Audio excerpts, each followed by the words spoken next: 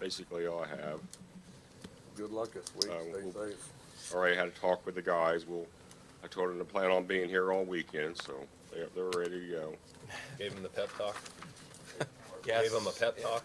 Yeah. Okay. All right. Well, let us know if you need anything. We appreciate it. I would like to, I'd like to I would like to bring somebody in temporarily for this storm. I got money in the budget for extra help. I got one guy I was wanting to call in, have him take fuel rounds and stuff. Yeah. Okay? You guys All right. Yeah, good with that's that? fine with me, yeah. Okay, Yep. yeah, all right. Next up is Liz Stitzel with a area plan update.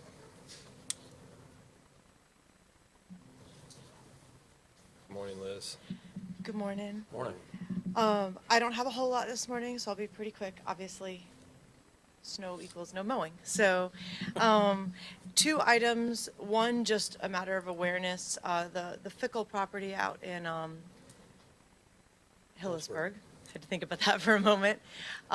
Just so you're aware, a cat had asked me to pass on to you. There's been some conversation between her and the neighbor that frequently comes in. Mr. Huffer? Yes, that he's interested in purchasing those and had hoped to come to certificate sale, but there's not, to my understanding, going to be a certificate sale this year. So we referred him to come speak to the Board of Commissioners about that property. I'm not sure what rules do or don't exist about, liquidating something that would have been on certificate sale, but if he gets sent to you, that's what it's about, is him wanting to find out if he can acquire that land. Secondly, with regards to the complaint that Josh, you took. Yes. South of town in Antioch regarding the barn. I don't recall if we told you, but as winter came along, we were finally able to see the barn down and get it documented. Yeah. We have had communication with that property owner. Okay. He is currently taking bids to get that removed. He's requested an extension of time, which we've granted to allow him to get that done, but we believe it's going to resolve. Okay, good. And then finally, this is more a reminder, I know it's the last thing on our minds at the moment, but we do need to select a mower for next year and get a contract signed, whether that's with the same gentleman again or someone else. That's up to the commissioners to pick that person and have that contract. And we're happy to assist if you'd like us to.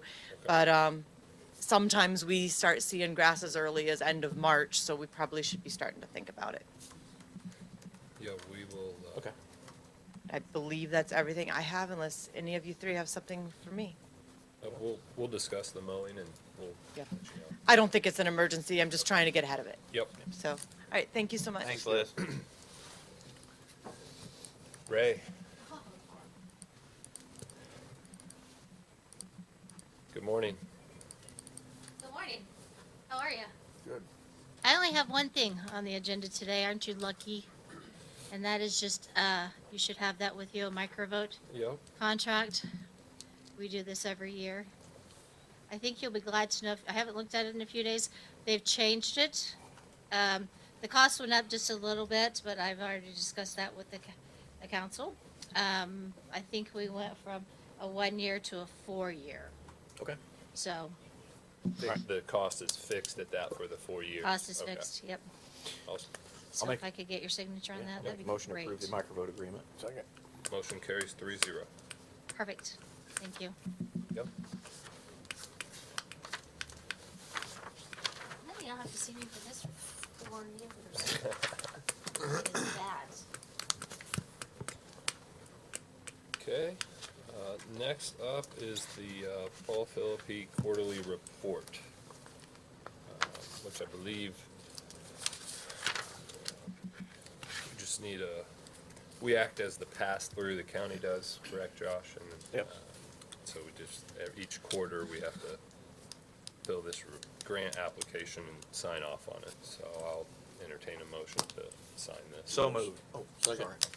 All right, carries 3-0 to sign for the Paul Philippi quarterly report. Next up is Tim Helston. Morning, Tim.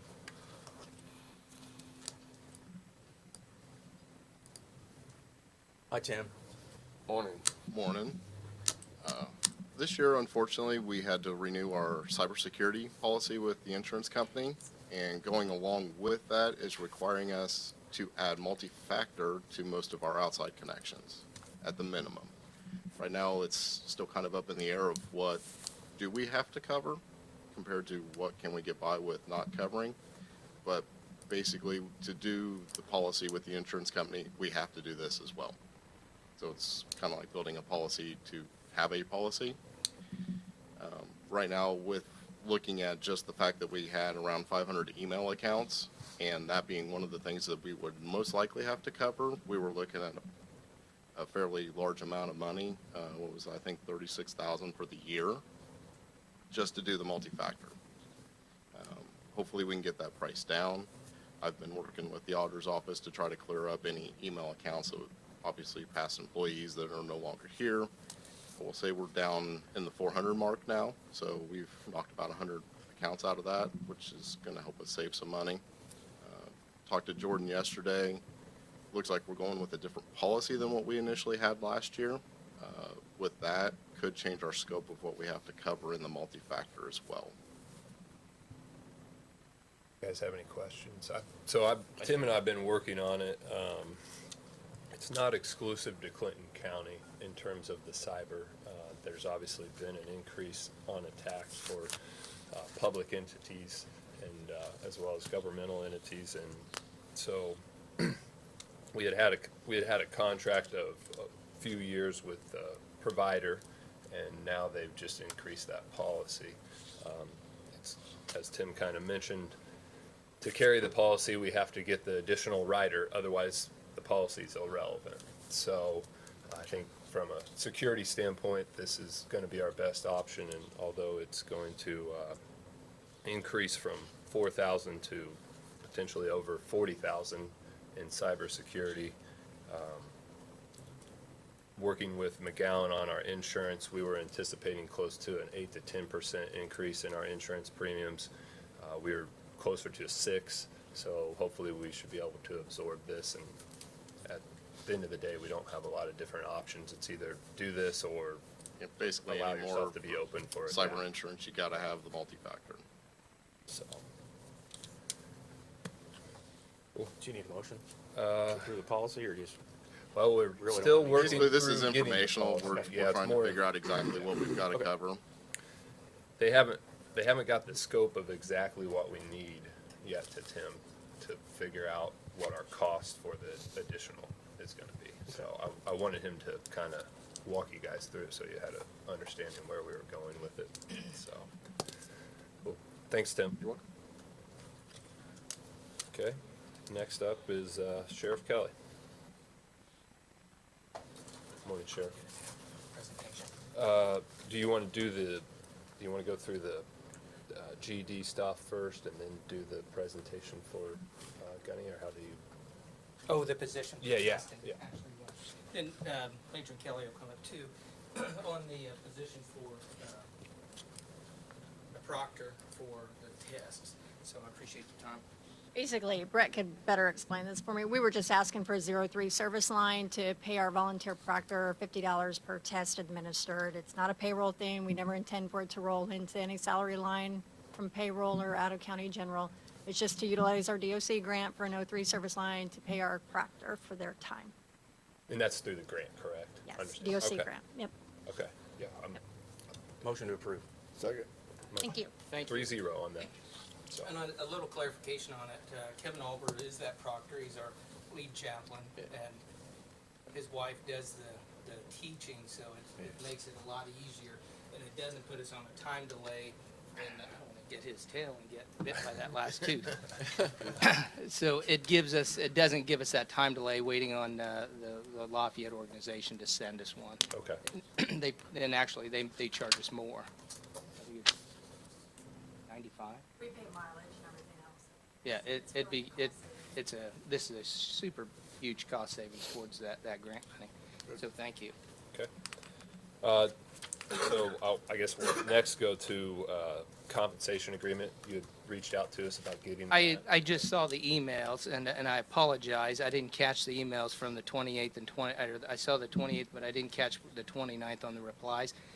Is there an ability that we can do that second meeting this month or in between? And I'll just run over and sign it. Yeah, I yeah, just- let's, I think President Dunn also had a couple questions that need clarification. okay, yeah, we can wait till the February 14th meeting. Okay. It's good from our part, and then we can just ratify it here in a public meeting would be our Sounds good. best option. Appreciate it. Okay? And then, want to do that? Go ahead and do the. Yeah, you got, I want to give a few updates and over what's happened in over the weekend here in the county. I'd solidly like to give an extreme thank you to EMS, Clinton County EMS, Rossville Fire, Rossville, all their help that they poured into that weekend scene in Sedalia, as well as Frankfort Police Department. We've talked about this before in a lot of different times of working together and being a part of other agencies and being out there. And I think Friday on Party Line, we talked about that same thing of the cooperation and everything else through the different agencies. Uncannily, it happens, early Saturday morning that we need to rely on every agency in this county. So I'd like to give Chief Shoemaker and all of his officers a thank you because they were up there on that scene as well, doing a lot of different things.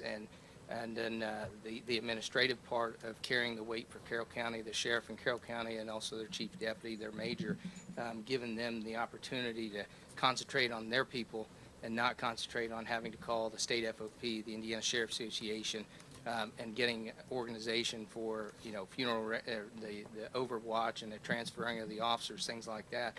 So fire, EMS, I can't say enough how everybody stepped into that role. So with that,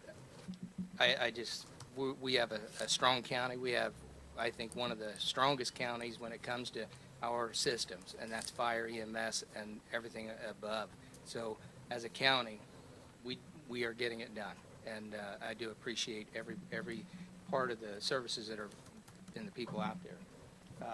Today, I'd like to recognize Gunny. He's our K-9. He's going to retire today, and he's provided a lot of service in his.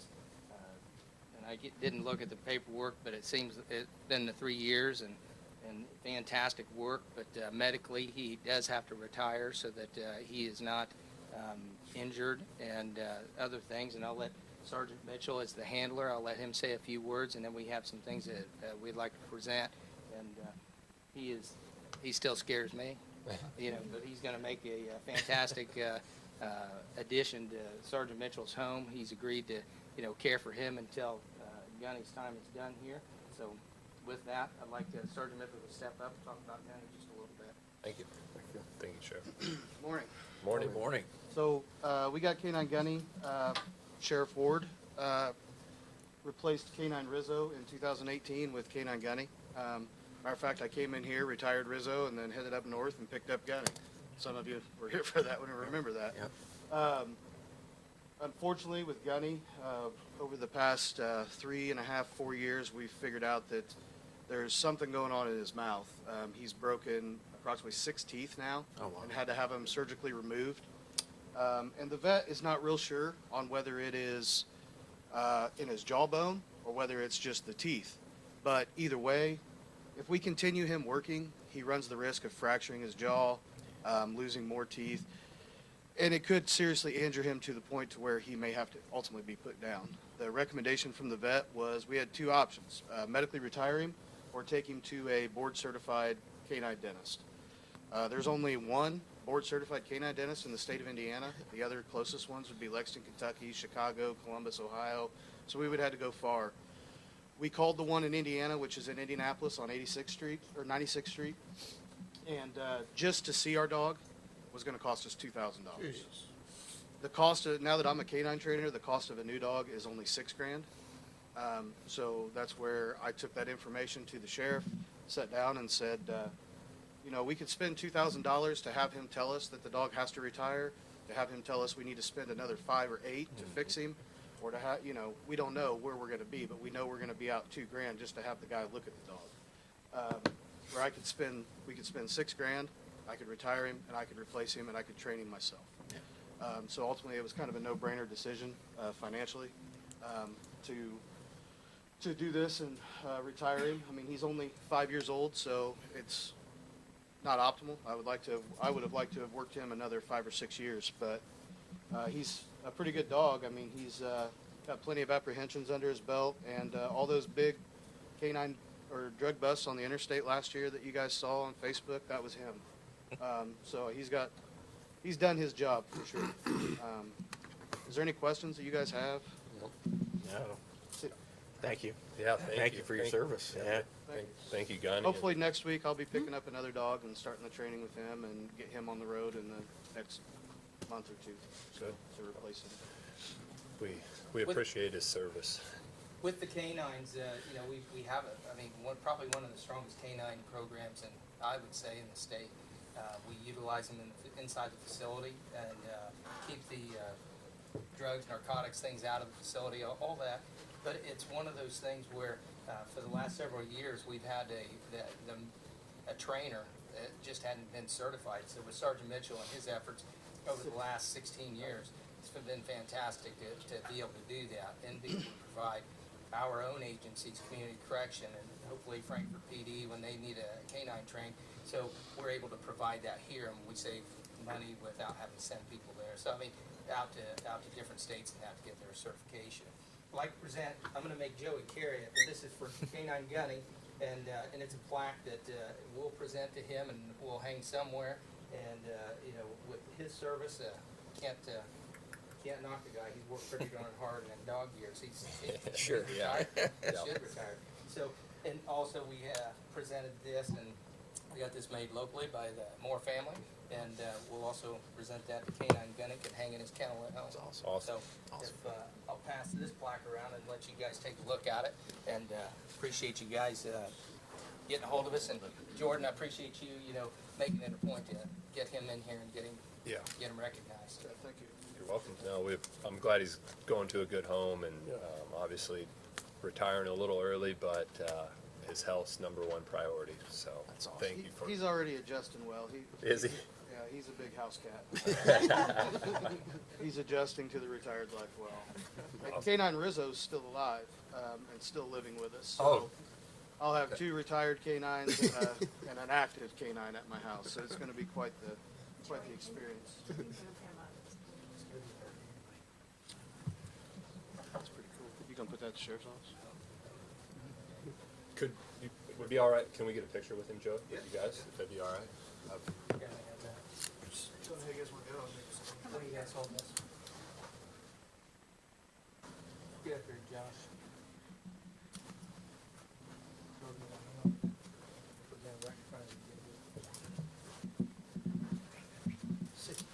Search. He's not setting house. But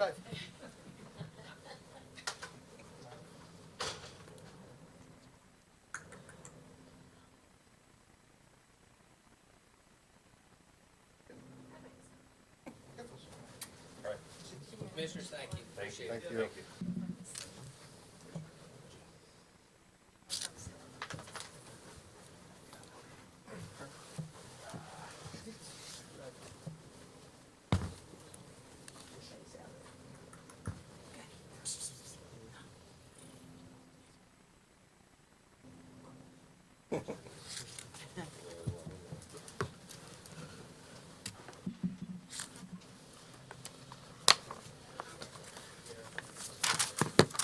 Okay, well, we go from Gunny's retirement to looking at carpet cleaning bids. Excitement of commissioners meeting. So that time of the year where we need to do some cleaning here at the courthouse, we received 2 bids to have the carpets cleaned. I believe both were on the drive for you guys to review, so I guess I would entertain any questions or a motion to approve one of the bids to get the carpets cleaned. I don't have any questions. That's all one of them was $45 less than the other. Yeah, there was one for $1,500 and one for $1,540.50. So And to me, it looked like it was for the same scope of work, so. yeah, yes, Low bidder. okay. Second. All right, so we have a motion 3-0 to approve Sam IM carpet cleaning, to have the carpets cleaned here at the courthouse. All right, next up, department heads. We have any department heads that would like to give a report? Greg, you want to? Sure. All right. Everyone was kind of sitting there waiting. We've got several things that are going on within EMS. Number one being with the storm that's brewing and some of the things that we've looked at with the transfer system and that type of thing. We're going to put that on with the storm coming in. We're going to put transfers on standby for a period of time so we can keep 911 within the county. So we're going to, I think, meeting with EMA tomorrow. Today. Or today, is it It today? got switched to 2:30 this afternoon. Okay. So I talked to Daryl yesterday about Yeah. getting help with the plow in town and outside of town to get ambulances through that in case we need that. So we'll get a hold of the hospital, curtail transfers for the period of that storm, and then resume those when road conditions kind of clear up. So we've done that last week on 2 occasions to try to keep an ambulance available. And thank goodness when we have incidents like we had the other night, to have the availability to have 2 medic ambulances arrive at the same time, something we haven't had before. So we're going to try to keep that ongoing also. From the contract that we had signed back in March on the new ambulances, those will be arriving now in February. So the contract's been signed. I'll get the final information from Osage, and we'll get that lease finalized, and it's already in the budget for next year. And we have the availability to move that payment around a little bit, whether it be the end of this year or next year. So hopefully that'll help out with us too, with the budget. But they'll come fully equipped and ready to put into service. So we'll have that done also. We've got I've got 2 individuals looking at the station in Boylston and finding out that that's on Duke Power, which is out of service a lot of times. We've had a couple instances that they've been without power. So I've contacted RD Electric and Adams Electric to look at putting a generator in there. I know that was a longer term goal, but now finding out that may be something that we need to do. So they're giving us prices on that so that we can have that facilitated a little bit better. So now, I have one of those quotes in my truck. Okay. I need to give it to you. Okay, good. Roger stopped by the other day and gave it to me. good, because we just thought that that's natural gas out there and we can run that line to that. And if we have a problem this weekend, we'll pull that ambulance and bring it to town if we need to.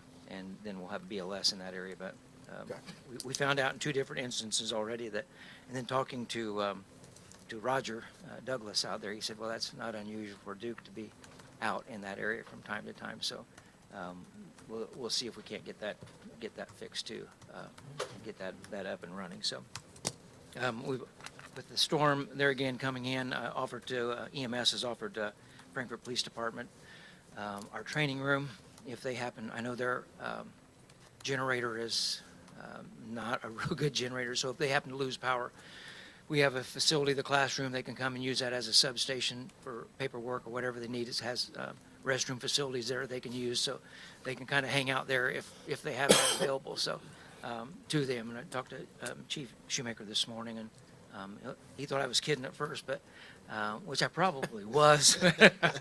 But we will offer that, and actually to anybody who needs that, who can't make that back. The last thing I have is something that we started earlier on. Actually, I'm about 3 months behind the way this is. I brought this on to Josh.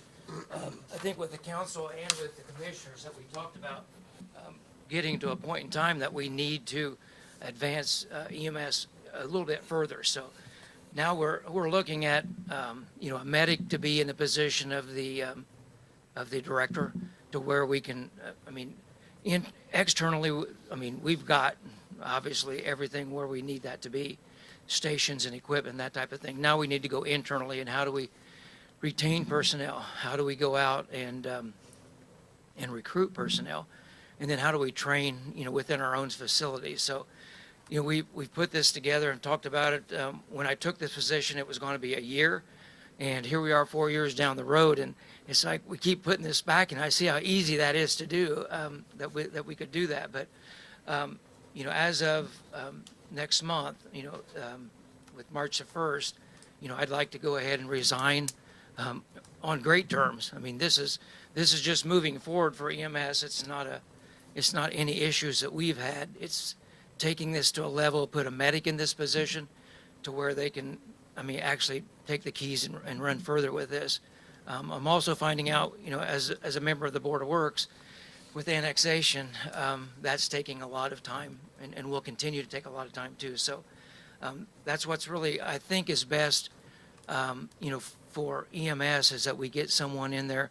As you well know, we have 3 people, I have 3 names to pass to the commissioners internally that are interested in it, 3 medics. And, I would love to facilitate, interviews and set up with the commissioners for them to interview. Obviously, and I can give you the background of those individuals. All 3 good medics, all been with us for a period of time, 4 or 5 years, 1 8 years. So, they've got a lot of the tools that they're going to need to carry this further. So I'll tender that to the commissioners this morning, and hopefully that, we'll continue to work this next month in that transition. Okay. That, like I said, I've got everything I think we've got finalized that we had standing out there. So I'll get together and like to set up a meeting and get together to where we know where everything is in that transition and what projects would be coming up that are left out there that need to be finalized for that. So Yeah, I think our best option would be to coordinate. We'll coordinate some dates to maybe do the interviews and go from there. And obviously, I'd welcome you sitting in on those. And no, that'd be great. Like I said, I'd love to give you the background and give you everything into that. And I really don't think that we've got anything that's out there that is going to be major that we need to finish up on that we won't get done before that time. So, and like I say, I'll get the numbers to you guys in the meeting that we have. But this last year has been the best revenue year for us in the history of EMS. So everyone's worked really hard in this whole time of COVID to get people to the proper facilities that we've been able to take them to. So if you guys have any questions in the meantime, let me know, because we've got a lot of stuff to turn over to. I just want to thank you for everything you've done for the EMS. Oh, you're welcome. Bringing it up to, Yeah, and this is, obviously, if we don't get this done, I need to put a time on it. So, if it doesn't fall within this time period, I'm not going anywhere. I'm going to be around. So, or if you need me in any part of that, that'll be great. But nope, it's been a great time. So, if you guys have any other questions, I'll be out there starting this morning. So, I have a couple things, Greg. Sure. So I talked to our snowplow contractor and make sure we prioritize and making sure it's open for you guys to get out. Talked to him Okay, this morning. great. And we can try and even coordinate with Rick if we need to as well Okay. for you guys. Okay. Since it's been almost a month since we had a commissioner meeting, I know an email had went out about Eastside EMS and the response time we had out there. So I don't know if you could speak on that, just so it's out there publicly, because I think it's good to recognize what that facility has brought to that side of the county. And Yeah. we were going to do that at the meeting on the 18th, and it got canceled. So if Sure. you'd take a couple minutes and Yeah. just Yeah, let I mean- everybody know about that. Yeah, all the matrix for, EMS nationwide is, trying to get an ambulance out the door in 6 minutes. And 6 minutes seems to be the time period for that. And, we always looked at the east side that we knew that we were at least 6 minutes behind with that type of response. Not that we don't get out the chute early. We're right there. We pick up the phone. Renee gets that out. We'll be in the ambulance in 30 to 40 seconds to get out. But the 6 minute has been the time limit. Right now, with the use of the East Side Station, that is now an immediate response. When that 911 call goes out, that 30 seconds or 40 seconds, I mean, they're in and responding. And now we're getting the reports that the volunteers that are getting in their vehicles to respond are hearing the sirens before they ever are responding to the scene. And the ambulance now is responding and getting to the scene before the volunteer services are, which is unprecedented. I mean, we've never had that before. It's always been that way. And now the BLS ambulance is oftentimes secondary to the scene of the ALS ambulance. So, which is fine, because that sets up transport for a BLS station ambulance and then puts the ALS right back into service. Yeah. So, yeah, that's been phenomenal. And I've heard that from all sides of the county, on the east side, of saying, you know, I heard the call go out, I'm getting my clothes on, I'm getting in the truck, and as I'm leaving to get into the truck, I hear a siren from that ambulance. So we've seen examples of that. I'm sorry to say, we've seen examples that we've put that into use so far. Yeah. So close to that station. And I could give you story after story of medics already from the time that could tell you that it's made a difference of getting there early and getting that patient out in the proper ALS care. It's truly made a change in the outcome of the patient. So if anybody ever thought that, I think Renee would probably be the primary person to tell you about that, because she hears it first. If anyone ever thought that was a mistake to put that out there, they haven't needed that ambulance. So, you know, I think we're seeing that in each incident that we have for that. And to respond to Renee, then the amount of calls that we take, I took the matrix of that, and I'll get that to you guys. But we're seeing an increase, obviously, in a 10 to 13% range.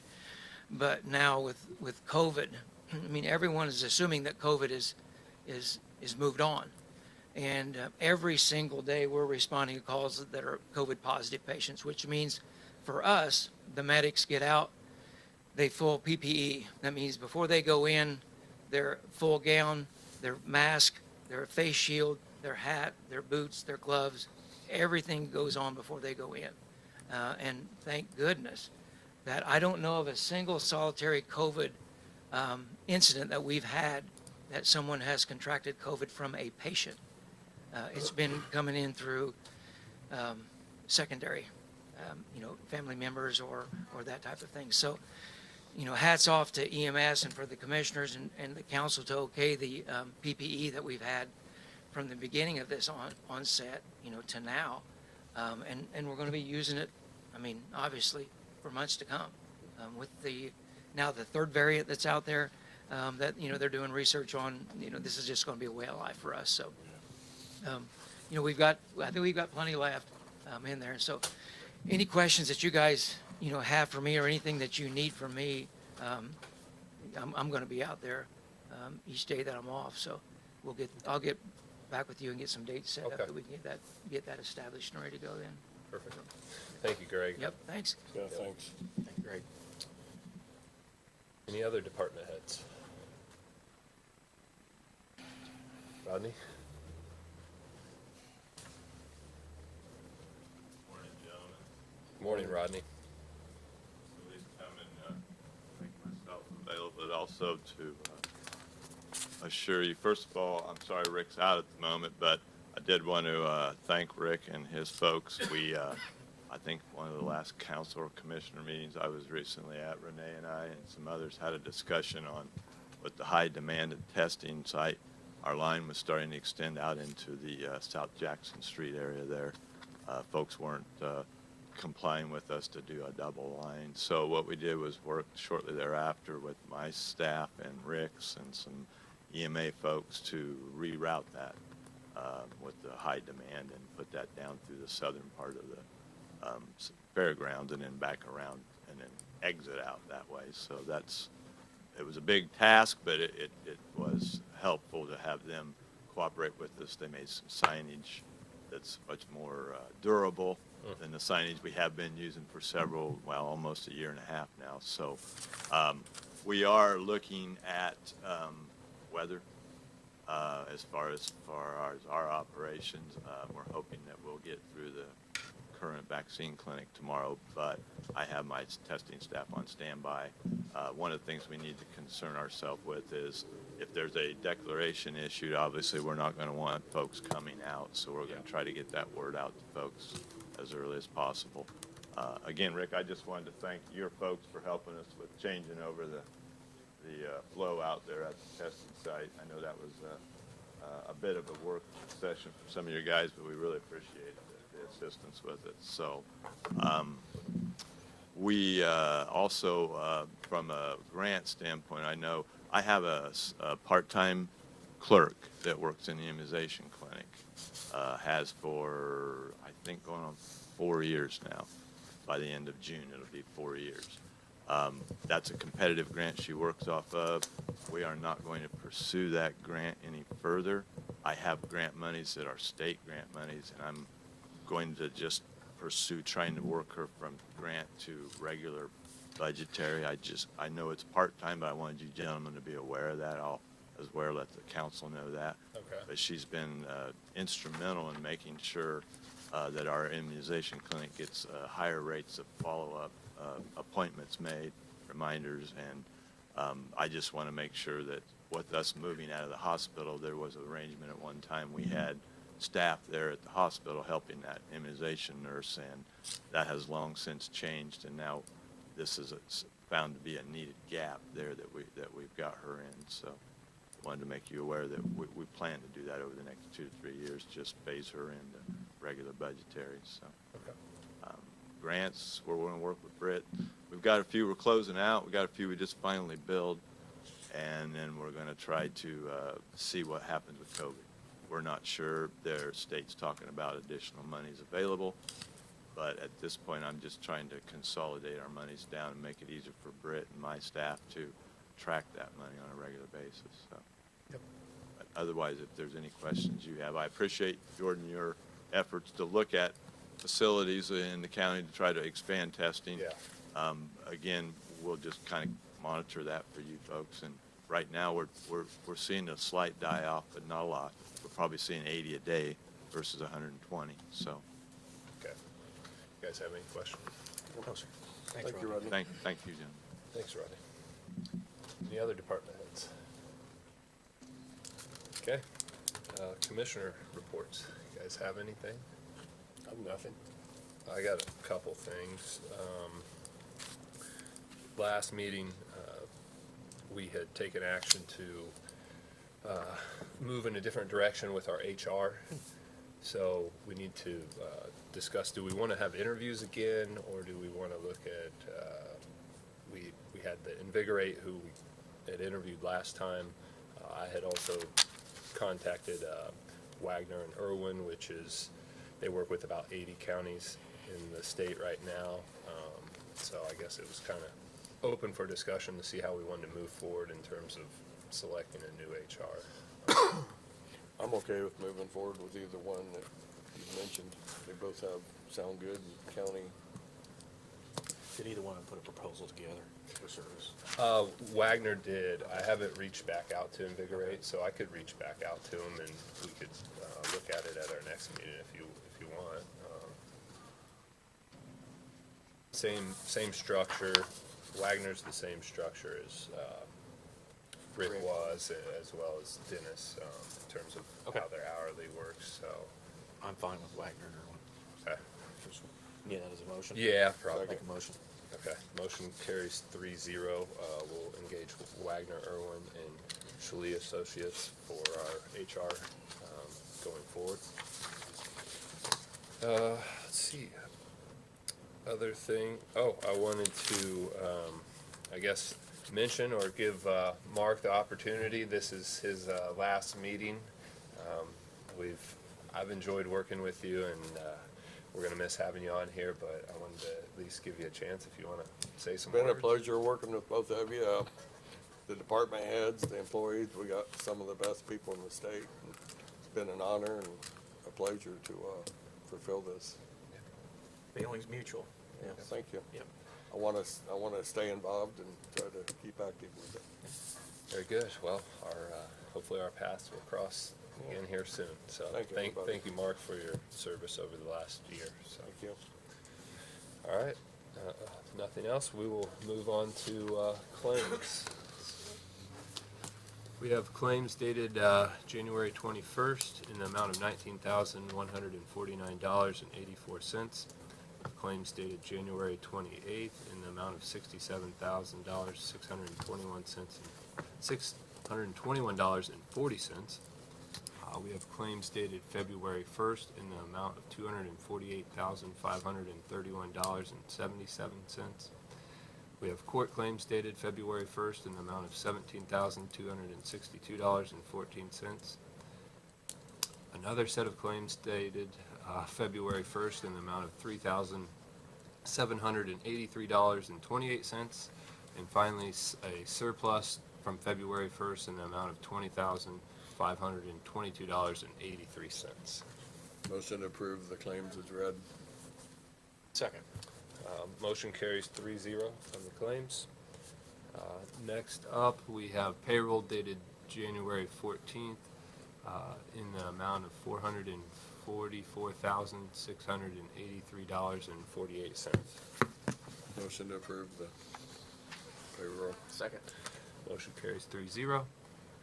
And then we have minutes from our January 3rd meeting, as well as minutes from our special meeting on January 24th. I did not read the copy of the minutes. I don't know if it wasn't on my drive or. Okay, we can wait till next time to. That's fine. If you both read them. I'll make a motion. Okay. Second, I looked them over, so, yep. Okay. Minutes will go 2-0 with Mark abstaining. Well, I don't think Josh can do the special. Oh, because he wasn't there. He wasn't All right. Well, Mark won't be here at the there. next We meeting. can look over them all there. Yeah. Special meetings. So, those are the special meeting minutes. There you go. We're gonna need you to. You're gonna have to vote on it, man. Yeah, because Josh wasn't here and you won't be here next time, so. You're on the spot. There are those two items. They're all signed. Okay. There's two.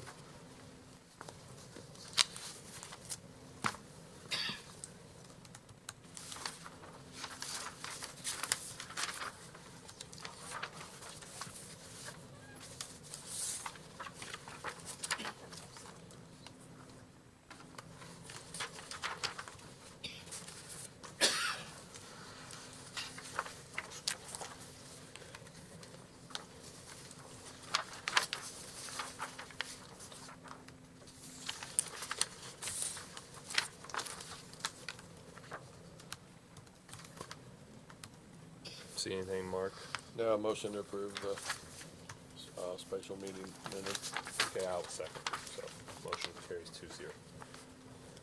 Seeing no other business, I will entertain a motion to adjourn. So moved.